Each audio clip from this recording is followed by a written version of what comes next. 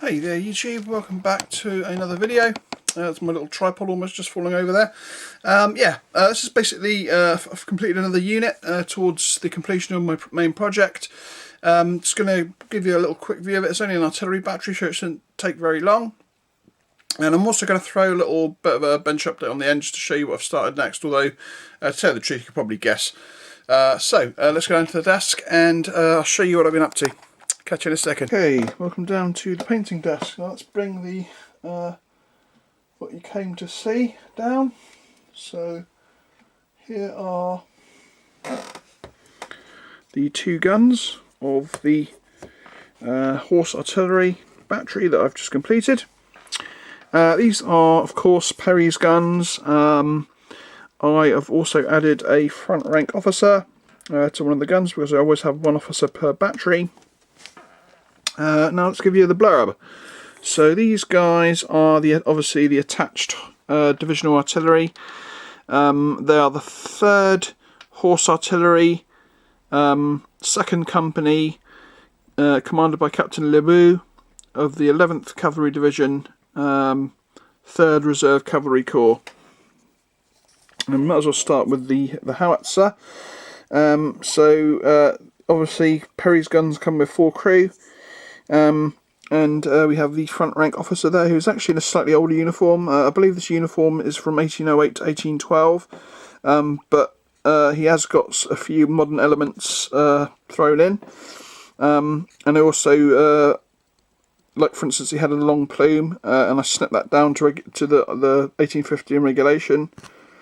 And I also gave him some slightly later accoutrements to his uniform, like for instance the black band around his black strapping there, although he does retain the old style sabre tash, which of course was gotten rid of, and obviously he's wearing the older school police and upper uniform, and as far as his sort of pantaloons go, or his pants or trousers, he hasn't got the regular sort of hard-wearing campaign trousers that these guys are wearing. He's wearing almost as if they're sort of normal officers' trousers, but again slightly updated to have the red stripe rather than the older yellow stripe. So yeah, this is obviously Perry's guns are great, and because I use these slightly smaller bases, I believe these are 50 by 100. Obviously you have to be careful about where you place your crew. Because this one's being aimed, I put the sponger maybe a step back, a little bit further back than he would normally stand. He'd normally stand kind of up here. Ideally he would kind of be half on and half off the base. But the way I did it is that basically I made room for him, and the assistant sponger is actually stood just off base, so that way sort of compensates for him. And then obviously we have the match guy, the guy who's doing the aiming, and the fuse guy there, and of course the officer.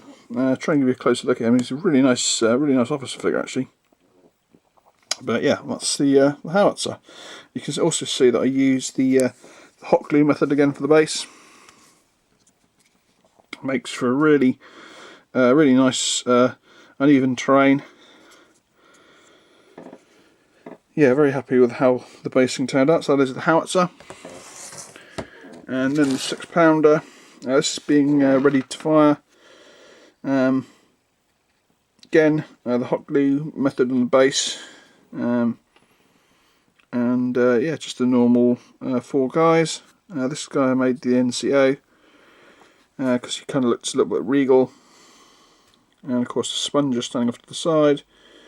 Again the assistant sponger standing off base, and yeah, I think it worked out pretty good.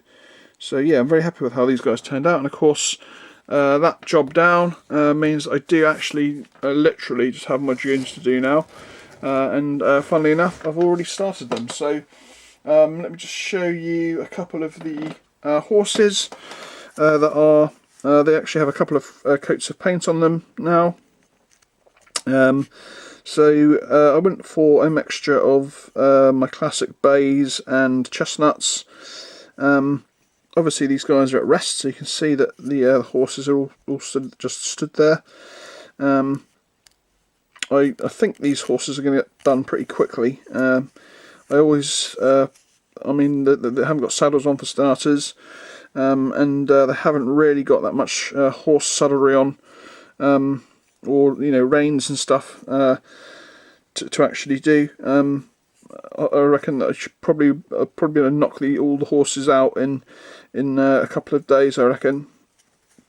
And then it's the guys are going to take the time, especially because they're quite. I found that because these guys didn't have the metal support between the legs, which I normally use to stick them down to their bases. These guys haven't really stuck down to their bases very well at all, so I've had to kind of blue tack a lot of them down, and of course it's not the most ideal method, so I'm going to have to here's the officer, for instance. I actually altered his position because I really didn't like his position. He was kind of, not only is his head looking way too far to the side, his sword arm was sticking out this way, which just made his position look completely odd. So what I did was I actually twisted his sword arm around a little bit, and I think it looks a little bit more natural position now, where it kind of looked a little bit robotic before, with the sword being exactly, sticking off to the side at a 90-degree angle. It just looked a little bit odd, especially with his head being turned that way too. So this way, I thought it looked a lot more natural, with him just standing in a sort of more of a neutral position, and then turning his head to look at something, to tell the bugler to sound the charge, or to tell them that to tell the bugler something, because obviously he's turning towards him. That's where the bugler is going to be. He's basically the guy on that side of him. But yeah, that's. I think they're going to be a little bit of a pain to paint with the blue tack, because obviously, as you paint them, they start sort of falling over, and then you sometimes get that really annoying where they just simply fall off the base while you're painting them, etc., etc. So I think there'll be it might slow me down a little bit when I start them. I mean, I suppose I could leave the boots until the end, but I really don't like leaving bare metal as I'm sort of painting guys. I mean, obviously they're primed, but I'm not a big fan of leaving bits unpainted, just because you have to sit them to the stand. So maybe I'll hold the head before I paint the head, and do the boots, and then I can actually get away with sticking the boots down to the blue tack, and then at the end, if there's any chips, I can just fill those in. But yeah, that's the start of the what are they, 7th Dragoons. Yeah, 7th Dragoons. Okay, so that's the end of this video. Hope you enjoyed it. Just another big thank you to all my subscribers. I think I'm up to 404 now, which is amazing. Hope you enjoyed it, and I'll catch you all in the next one. If you're new to the channel, please consider subscribing. I do a fair amount of videos, generally one a week, sometimes one every fortnight, and it's only really kind of in between projects and stuff like that where sometimes the video supply might slow down, as I'm kind of in the process of deciding what I'm going to do next, or getting stuff in. But then I also do pick up hauls and stuff like that, and new books, stuff like that, as sort of filler videos. And at the end of the day, it's free, so why not? Anyway, catch you all in the next one. Bye bye.